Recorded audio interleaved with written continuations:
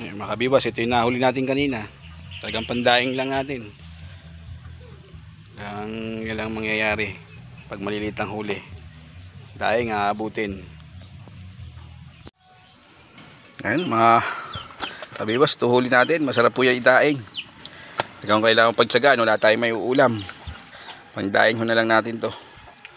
Ito lang isang malapad-lapad na konti ang ating nahuli.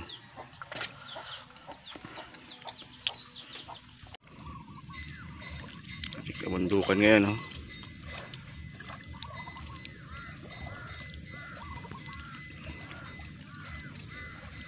Napakaganda ngayon ang ating kabundukan. Mapag.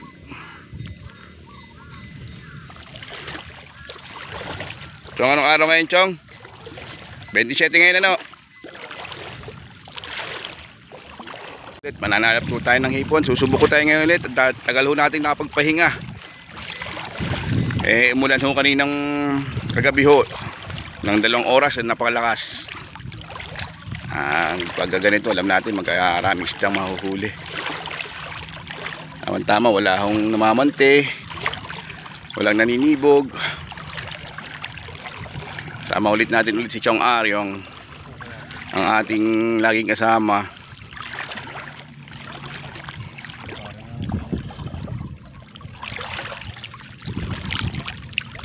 Kami huli.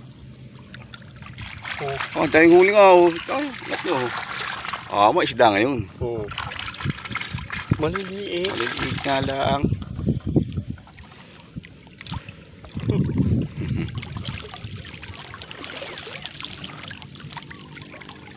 Kasi hindi pa napapandaw. Hindi, kaya uupulan yan. Ang pandaw niyan, diretso ang ano na. Angat. Yaaho na.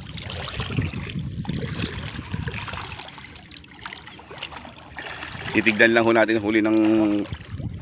Wala na ang haba nito. Ay, konti.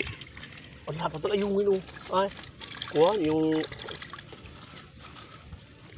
Putang na ng stainless. Maliliit ang huli ng... Okay, mag-shout out na sa inyong anak. Oh, mamimiwas na uli kami. Bakit niyo inyong pangalan? Ha? Tatay mo. Mamimiwas na uli kami. Kay Maricel. Marcel. Titis na eh. Shoutout nga pala kay Maricel, nanak ni Chong Aryong from Taiwan. Tulit, papanood mo ulit kami. Sana marami kami mahuli.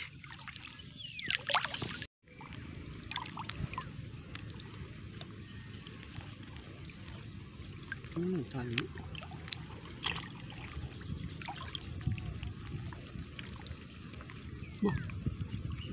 Isa lungat. Oh, dami. Dito sa may puno, ang dami. Dami.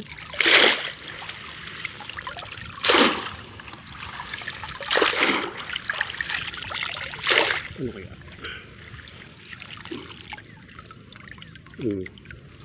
Dito pa, Chong, ito. Nasaan ang dulo? Hindi ko baka pa kung saan ang dulo. Ano, wala, yun na nga yun. Yun na ano ko.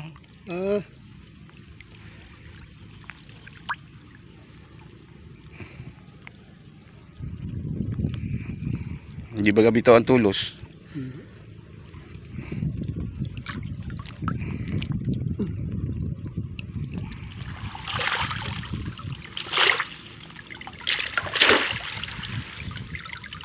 Yan na. Wala ka agad.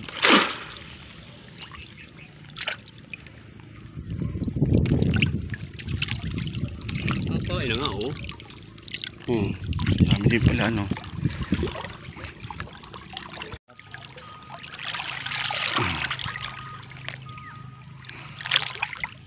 Dami na yan? Tingin nga. Oh. Ano yung hipon na yan, oh. Let's go. Fish on. Hindi tayo kain yun hanggang tanghali. Yun na tayo. Nakakuha na tayo ng pamain. Eh, hindi ko kami kasi sanay sa bulati, magpain ng bulati, kaya tatsaga ko kaming kumuha ng hipon.